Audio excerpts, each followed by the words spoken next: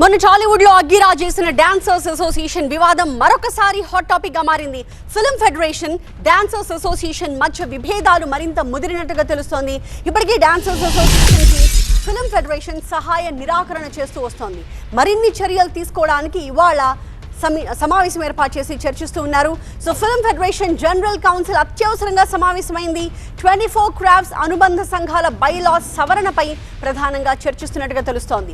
So dancers association మినహా మిగిలిన 23 crafts కి కూడా ఆహ్వానం పలికారు. సో ఆ 23 క్రాఫ్ట్స్ కి సంబంధించిన అసోసియేషన్లు, యూనియన్ల అధ్యక్షులు, కార్యదర్శులు ఇవాళ సమావేశానికి హాజరవుతున్నారు. డాన్సర్స్ అసోసియేషన్ తో నెలకొన్న విభేదాలపైనే ప్రధానంగా వీళ్ళంతా చర్చించబోతున్నారు. డాన్సర్స్ అసోసియేషన్ కి ఇప్పటికే ఫిల్మ్ ఫెడరేషన్ సహాయ నిరాకరణ ప్రకటిస్తూ వచ్చింది.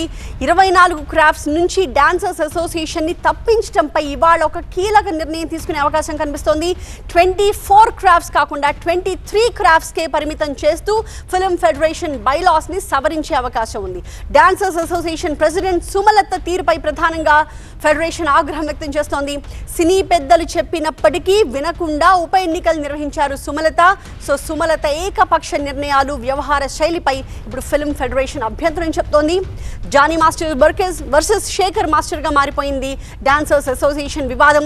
ఈ అసోసియేషన్ పై తీసుకోవాల్సిన చర్యలపై ఇప్పుడు ఫిల్మ్ ఫెడరేషన్ చర్చించబోతోంది.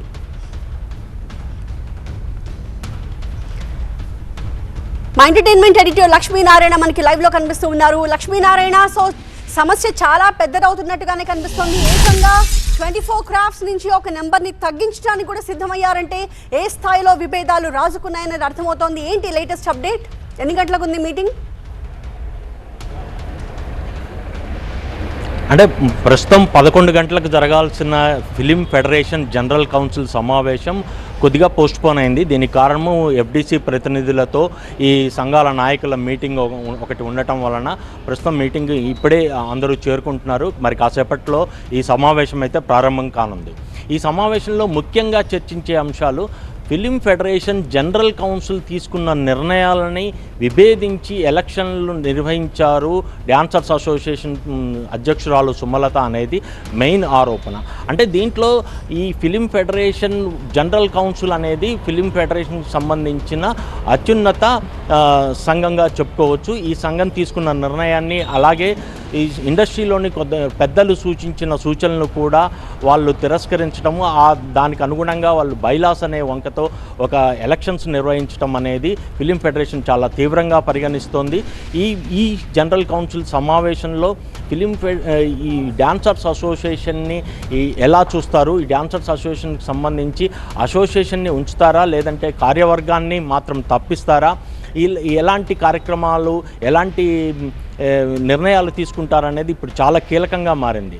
అంటే ఒకవేళ డాన్సర్స్ అసోసియేషన్ని గనక పూర్తి స్థాయిలో తొలగిస్తే ఇండస్ట్రీలో చాలా ఇబ్బందులు వచ్చే అవకాశం ఉంటుంది. ఇండస్ట్రీలో చాలామంది డాన్సర్లకి ఉపాధి కోల్పోయే అవకాశం ఉంటుంది.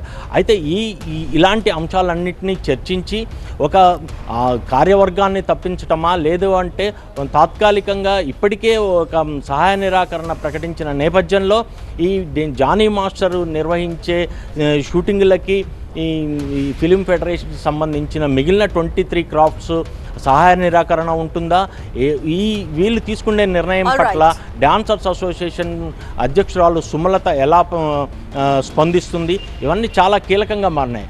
అంటే ఈ జరిగే సమావేశము ఈ